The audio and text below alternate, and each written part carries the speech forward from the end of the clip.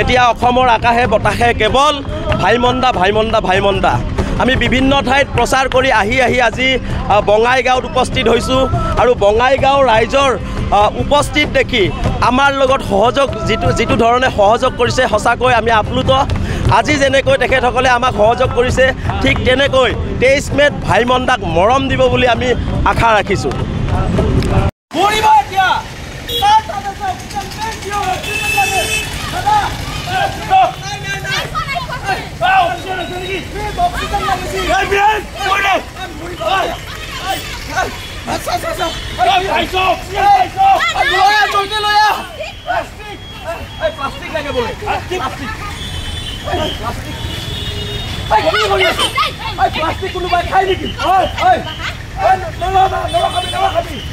Plastic যদি নাখায় এতিয়াই মৰি থাকিব।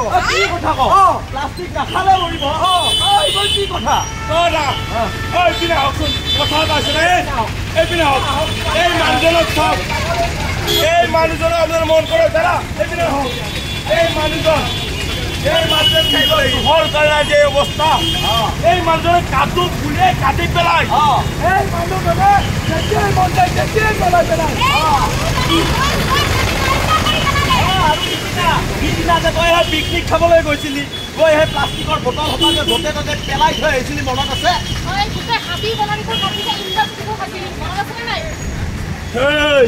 তইতো নিজৰ স্বাৰ্থ লাভৰ কাৰণে সকলো কাটি তহিলং কৰিলি, কিন্তু তই এবাৰো নাভাবিলি ৰাইজ, কি এবাৰো নাভাবিলে গছ বন কটাৰ ফলত আমাৰ উঠি অহা প্ৰজন্মৰ কি হ'ব এদিন, কি এবাৰো নাভাবিলে? ইয়াক তেনেকৈ জীয়াই থাকিব দিব নালাগে, ইয়াক মাৰি পেলাব।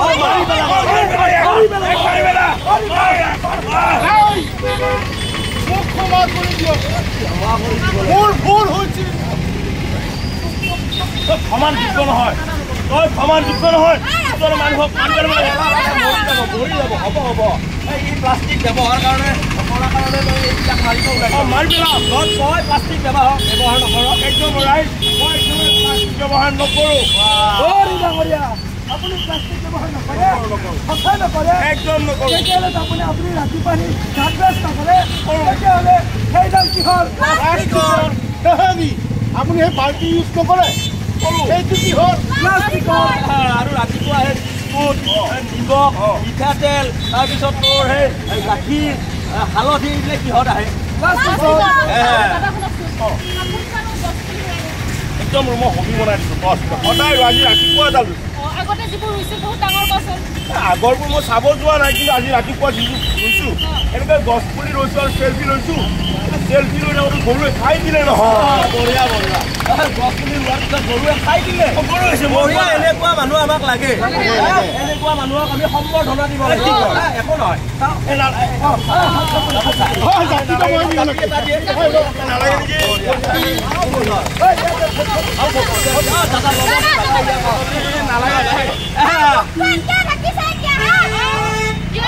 এতিয়া মুখখন ঢাকিছ কিয়?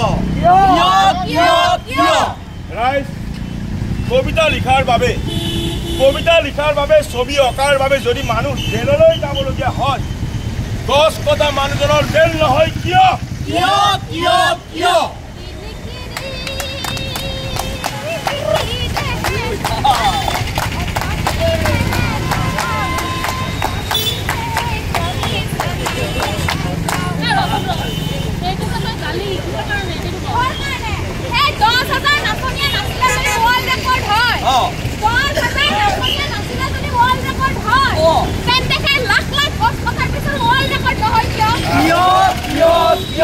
আৰু সেইটোৱে নহয়, 10,000 টকাৰ আশাত যদি কোনোবাই গছ পুলি ৰুব পাৰে, তেতিয়াহ'লে এটকাও নোলোৱাকৈ গছ পুলি কিয় ৰুব নোৱাৰে?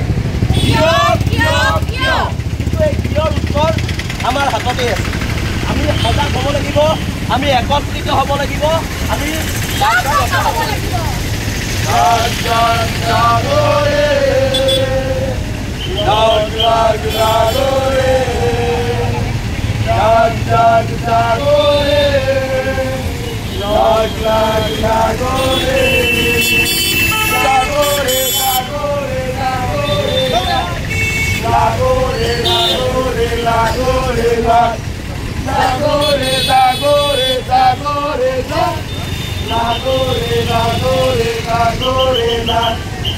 জয় জনগণ হেইছা গছ ৰুব আহিছা জয় জনগণ হেইছা গছ ৰুব আহিছা কেৱল দিছা হেইছা কেৱল দিছা ৰাইজক লাগিলে সকলোটা হেইছা